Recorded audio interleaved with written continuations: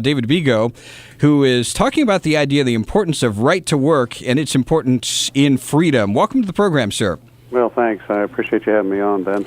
Now, let's talk about what's going on here and what the effort is here, because the dynamics are a little bit different from Wisconsin. But what is the goal of what they're trying to do now in Indiana? Well, in Indiana, Governor Daniels, he's a great man, and I've been working closely with him and other legislatures. But, Daniels, by executive order when he entered office, basically allowed people not to have to pay dues. And what you saw in Indiana, and this was back in 2004, is that I think 90% of the people quit paying union dues. So, in effect, they kind of had a right to work when he did that. What they're trying to do now, what we're attempting to do now, is pass a right to work bill that covers everyone, not just certain public employees. And it gives everybody a chance to decide whether they want to be part of a union or not. And that's simply put, it's a basic freedom that everybody should have. And just by way of background, David is actually president and CEO of Executive Management Services. This is a commercial cleaning, facility maintenance, and management company in Indianapolis, the city actually that I grew up in and love very much. One of the things that's intriguing about this is you talk about the importance of right to work and tie this in to freedom. And I love the way you describe this. Can you set the stage for that so that people can understand how important this is as a freedom issue? Well, Vince, and you probably don't know all my background, but I wrote a book called The Devil at My Doorstep. And how I got involved in all this is about 6 years ago. And by the way, I'm a janitor. That's what we do. And I started as a janitor in 1989, starting my own company, cleaning office buildings myself.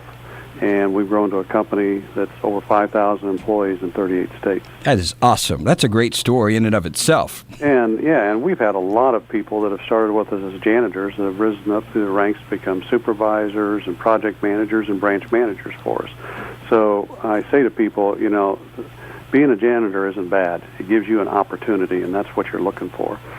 But anyway, we grew the company, and in 2005, and we tried to do the right things, pay above average industry wages, and we provided benefits like health care and that. In 2005, the SEIU came to the Midwest and approached me and said, "We want to unionize your people." And I said, "Well, if you want to have an election, that's fine." I knew they had invited themselves. Our people hadn't invited them. And they said, "No, we want you to sign a neutrality agreement." And I said, "No, I'm not going to do that. That gives my people's rights to a secret ballot election up. I'll never do that." And they said, "Okay, well, we enjoy conversation, but we embrace confrontation. We're going to attack you, your employees, and your customers." Incredible. They did, and we had a 5-year battle, which we won. And then I wrote the book. And what I saw, Vince, during that time period is people being intimidated, threatened, not just at their workplace, but at their home.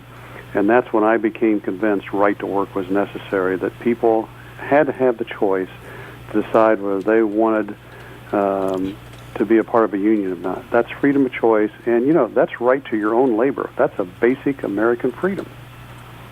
Do you think what's going on right now with all of these union battles, we just have about 30 seconds left in this particular segment, do you think a lot of this now we're seeing last gasps of the union movement because they're at a place of desperation? Oh, absolutely. In fact, in my blogs, I don't know if you've seen my blog, but I call them gasping dinosaurs that are headed for extinction. And the only way that they can stay alive is continue these intimidation tactics and these campaigns like they ran against my company. They're called corporate campaigns to force people into unionism so that they can get the dues to pay off their political friends, to pass new laws or change regulations with the National Labor Relations Board to keep them alive. And that's what this is all about. This isn't about the rank and file people. And I'm going to talk about that in my new blog coming out in the next day or so. Well, tell us about the new book very briefly.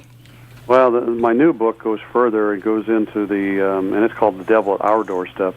And it talks about the political end of what's going on behind the scenes, where the money's going, what some of these politicians are doing, how the unions have attacked other companies like mine and other businesses. Because I've had people from all over the country, both businesses and employees, contact me who are fed up with the union thuggery. And I tell their stories in my new book. So I think I've struck a chord. I just need more people to read. Hey, we will certainly give you the opportunity to talk more. In fact, we'd love to have you back on to talk about this new book maybe very soon.